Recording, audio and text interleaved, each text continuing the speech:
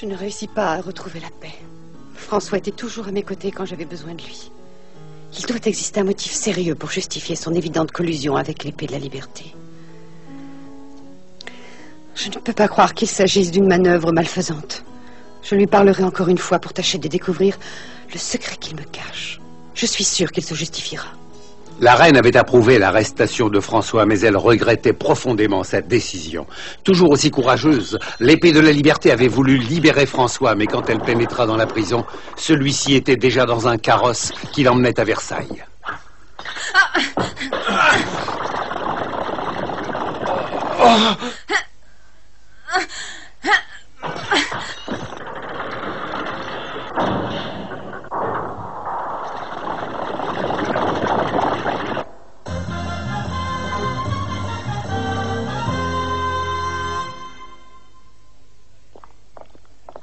Votre Majesté, puis-je me permettre de vous demander ce que vous comptez faire? L'arrestation de M. François de Vaudreuil me paraît injustifiée et par conséquent, j'ai l'intention de l'interroger moi-même. Monsieur Dumorat a interdit qu'on parle aux prisonniers. En effet, et je pense qu'il va vouloir intervenir. Je vous charge donc d'empêcher ces hommes de monter jusqu'ici, au besoin par la force. Et s'ils utilisent leurs armes à feu? Vous riposterez. J'ai compris, Votre Majesté. Je me permets de vous dire que nous autres, les gardes du palais, nous n'approuvions pas l'arrestation de Monsieur de Vaudreuil. Je puis donc vous affirmer que nous vous obéirons et que personne n'entrera dans vos appartements. Merci, commandant. Je suis heureuse de voir que j'ai encore quelques amis fidèles.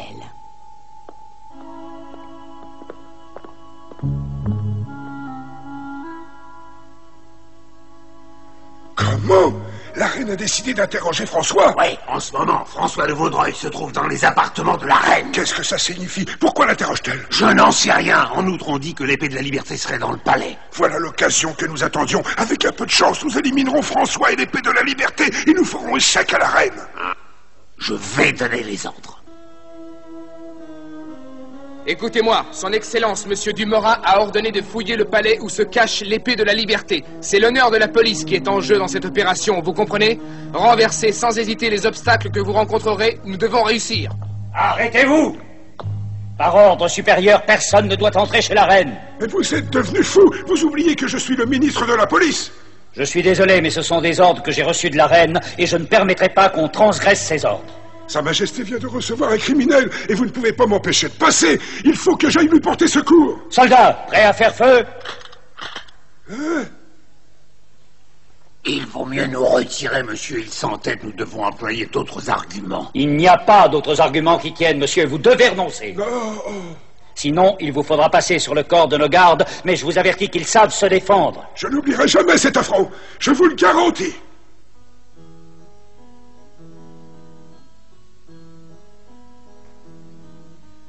C'est l'impulsion de mon cœur qui m'a poussé à vous faire venir. Mais j'exige maintenant une explication. Dites-moi, François, pourquoi un ami fidèle et dévoué comme vous fréquente une aventurière?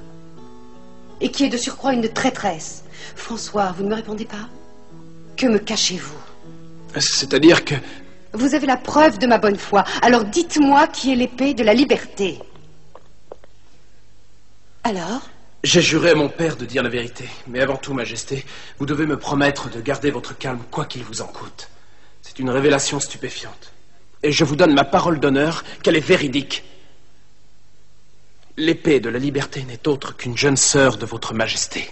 Hein? Vous prétendez que l'épée de la liberté serait ma demi-sœur?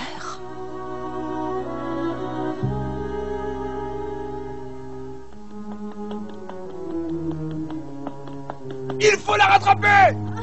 N'oubliez pas qu'elle est de première force à l'épée. Soyez prudents! Oui, caporal! C'étaient les hommes de Gaspard. J'espère que François est sain et sauf dans le château. Je vais essayer de l'en faire sortir le plus vite possible.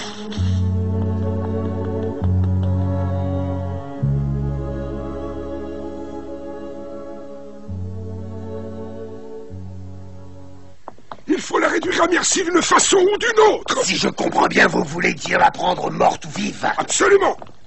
Continuez les recherches, il faut capturer l'épée de la liberté, morte ou vive, compris? Oui, Excellence, il y a déjà tout un peloton qui fouille le jardin. Je vais leur faire connaître les nouvelles dispositions. Exécution! J'offre une prime à celui qui s'emparera de cette aventurière. Celui qui la laissera s'enfuir sera puni. J'avoue que je ne m'attendais pas à une telle révélation. J'ai l'impression qu'il s'agit d'une plaisanterie de mauvais goût. Votre Majesté oublie qu'elle avait promis de m'écouter et de me croire sans discuter. Fournissez-moi des preuves. J'en ai, Majesté. Souvenez-vous qu'un jour, votre père, François d'Autriche, vous a fait cadeau d'une boîte à musique qui jouait une douce mélodie. Oui, je m'en souviens. Maintenant que vous m'en parlez, en effet, je m'en souviens. Vous trouverez ma demande insolite, Majesté, mais pourriez-vous me montrer cette boîte à musique? Croyez-vous que le nom de ma sœur soit inscrit sur cette boîte? On a aperçu l'épée de la liberté. Oui, tout près du lac d'Apollon. Vite, attrapons-la.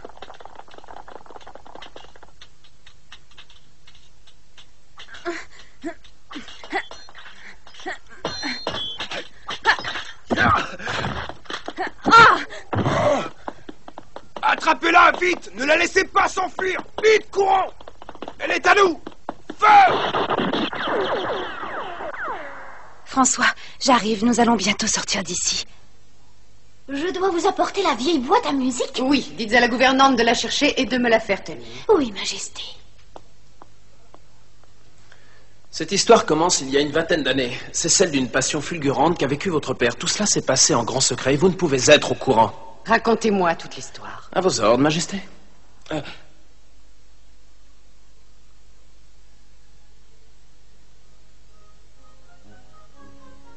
Mon père, le comte de Vaudreuil, et votre père, François de Lorraine, étaient des amis d'enfance.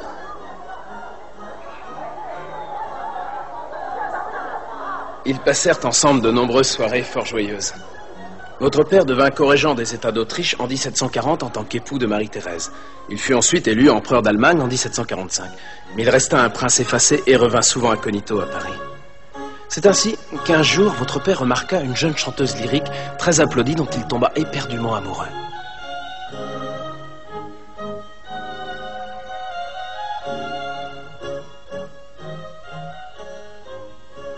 Il suivait assidûment les spectacles de l'opéra et entourait de prévenance l'objet de sa flamme.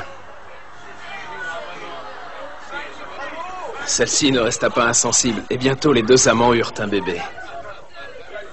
Mais hélas, François de Lorraine ne pouvait ignorer complètement les devoirs de sa charge. Avant de regagner l'Autriche, il demanda à mon père, le comte de Vaudreuil, de prendre soin de l'enfant. La fillette fut d'abord confiée à un couple de fleuristes habitant l'île de la Cité.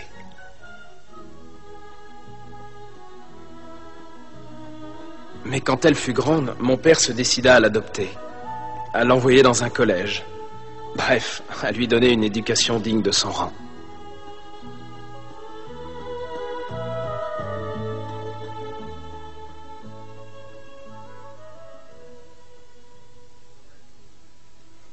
Le rêve de mon père était de pouvoir enfin présenter un jour Mathilde officiellement à votre Majesté. Malheureusement, il mourut avant de pouvoir le faire. Et il m'a chargé d'accomplir cette mission à sa place. Et voilà. Votre Majesté, j'ai retrouvé votre boîte à musique. Entrez, je vous prie.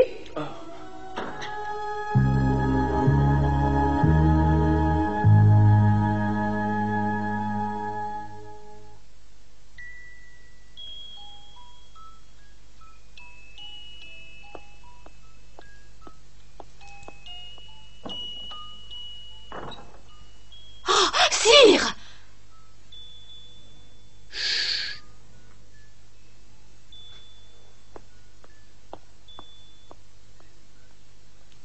Lisez, votre Majesté, voici la preuve. Les mots qui sont gravés sur le fond de la boîte à musique constituent un message. Vous reconnaîtrez facilement qu'il vient de votre père. Chère Marie-Antoinette, vous avez une demi-sœur. Si vous voulez connaître toute la vérité, demandez au comte de Vaudreuil, votre père bien-aimé. mais alors c'est la vérité. Je suis déconcertée en découvrant que j'ai une sœur et qu'elle s'appelle Mathilde de Vaudreuil. Ne la laissez pas s'enfuir!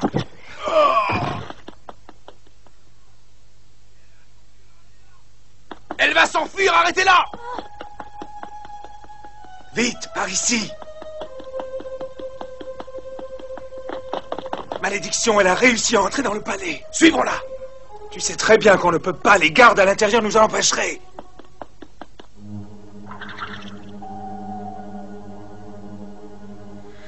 Ce sera sera difficile de me débarrasser des soldats. Il reste une solution. Celle de monter sur le toit et de passer par une fenêtre. Mais pourquoi Mathilde combat-elle contre moi en tant qu'épée de la liberté? Votre Majesté, c'est une question délicate. Et dans ces conditions, je vais le demander moi-même à Mathilde. Faites-la venir immédiatement au palais. Vous vous taisez? Mais pourquoi vous retournez-vous sans répondre à ma question? Maintenant que j'ai découvert une personne de ma famille en France, je veux la voir et lui parler. Mais vous ne comprenez pas. Mathilde ignore qu'elle a une sœur. Pour elle, vous êtes la reine.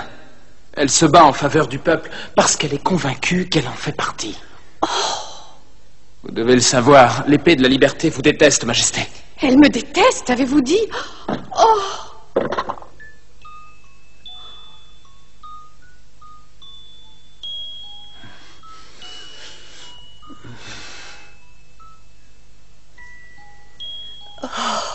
N'ai-je donc tant vécu que pour apprendre que j'ai une sœur et qu'elle me déteste? C'est effrayant. Ma pauvre Marie-Antoinette.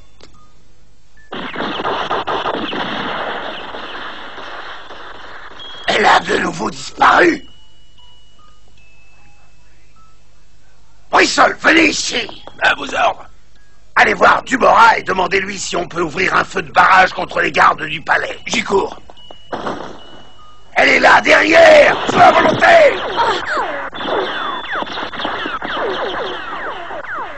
Elle est là! Je la vois! Elle est plus souple qu'un chat de gouttière. Cessez le feu, ne tirez plus. Elle est devant la fenêtre de la reine et nous ne savons pas qui est à l'intérieur. François?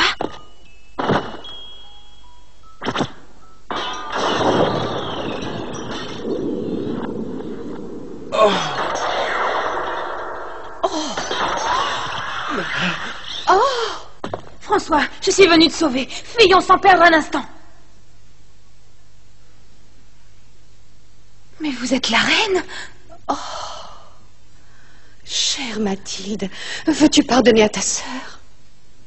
À ma sœur? François, mais pourquoi lui as-tu révélé mon identité? Pourquoi? Parce que, comme vient de te le déclarer la reine, vous êtes deux sœurs.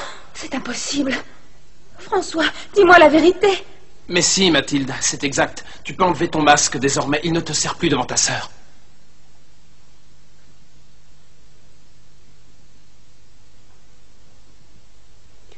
Oh. Ah. Je comprends que tu sois bouleversée, Mathilde. Mais tu dois me croire, tout cela est vrai. Mathilde, m'accepteras-tu comme sœur, malgré mes erreurs? C'est impossible. Je ne veux pas que vous soyez ma sœur. Vous, Marie-Antoinette, qui ne vous êtes jamais préoccupée des souffrances du peuple au milieu de vos frivolités. Oh! Oh! Vite, il faut s'emparer de l'épée de la liberté. Je l'ai vu de mes propres yeux, vu entrer par la fenêtre dans les appartements de la reine. En êtes-vous absolument certain, monsieur? Je vais donner des ordres en conséquence. Cessez de vous J'ai les opposer à mes ordres. décisions et allons contrôler ensemble. Allons-y.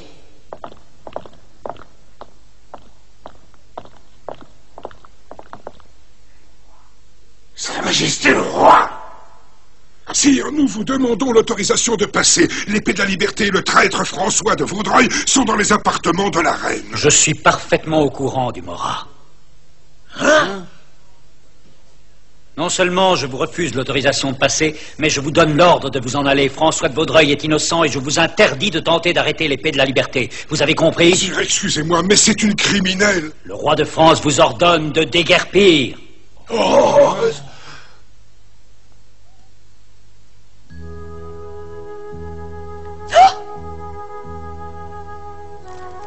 Oh, sire. J'ai entendu tout ce que vous avez dit, mon cher François.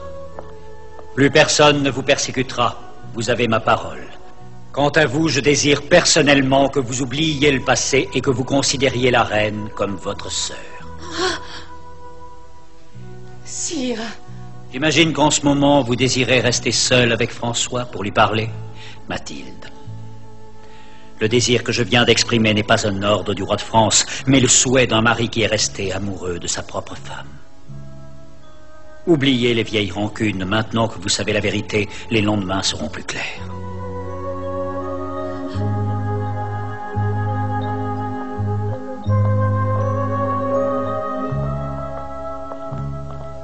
est-ce possible qu'une personne que je déteste soit en réalité ma sœur? Tu détestais la reine, et la reine détestait l'épée de la liberté. Et maintenant, il ne doit plus y avoir de haine entre vous. Et souviens-toi que tout être humain peut un jour se tromper. Oh, je ne sais vraiment pas quoi faire. Mes pensées sont tellement confuses. Mathilde, tu dois maintenant oublier le passé. Et comme le roi l'a dit, les lendemains seront plus clairs. C'est extrêmement difficile.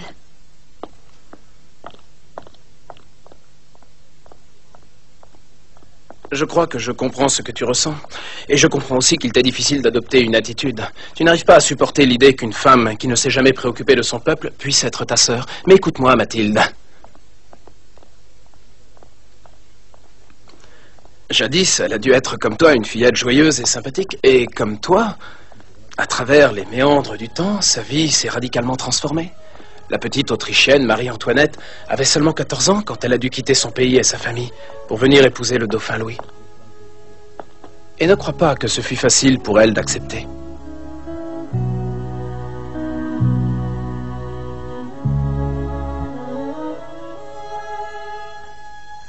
Ce mariage marquait l'union de la France et de l'Autriche, garantissant la paix entre ces deux pays. Toute la population était heureuse de cette union.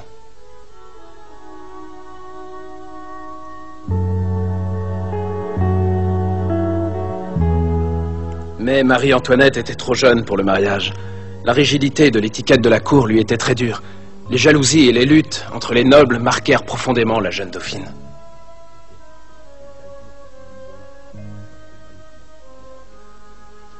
Son mari n'avait que 15 ans et il ne pouvait pas lui être d'un grand secours.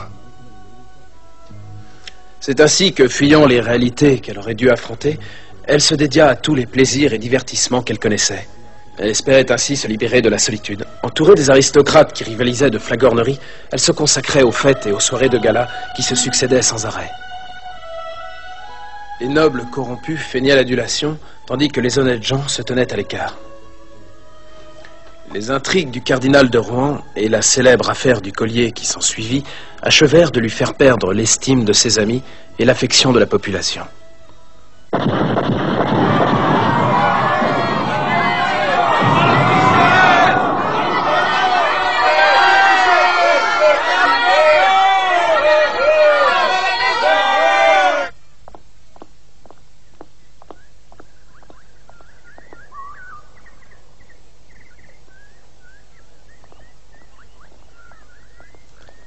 Mathilde, tu devrais te demander ce que tu aurais fait si tu avais été à sa place. Ne crois pas qu'elle ait été heureuse dans cette ambiance à la cour. Mon père a voulu que tu grandisses chez un fleuriste de quartier, parce qu'il ne voulait pas que ta jeunesse soit corrompue par la noblesse. Il voulait que tu sois élevé dans un milieu sain, non pas pour que tu combattes Marie-Antoinette, mais pour que tu comprennes ses difficultés. Je t'ai écouté attentivement, François, et en fin de compte, je crois que... François, je crois que tu as été cruel. Moi, cruel? Oui, c'est vrai. Si je suis ce que je suis, c'est à toi que je le dois, car tu m'as poussé à mettre ce manteau et ce masque. Tu m'as appris à honnir la reine. Pourquoi est-ce que tu ne m'as pas parlé plus tôt, comme tu l'as fait ce soir? J'ai été égoïste. Je ne voulais pas te partager. Je voulais que tu continues à être ma sœur exclusivement. Je ne voulais pas qu'on puisse t'éloigner de moi.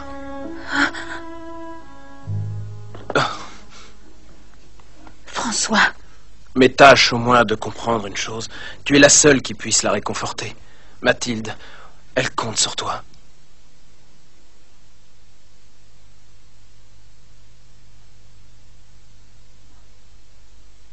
Marie-Antoinette.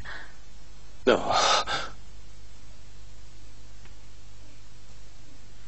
Mais c'est mon masque.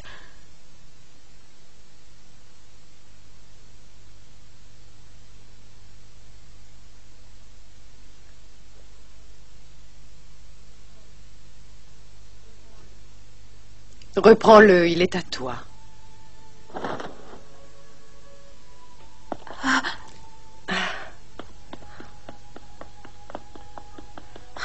Je veux t'embrasser. Oh, ma petite Mathilde. Oh, ma petite sœur, merci. Je n'ai pas voulu te détester. Oh, c'est le passé.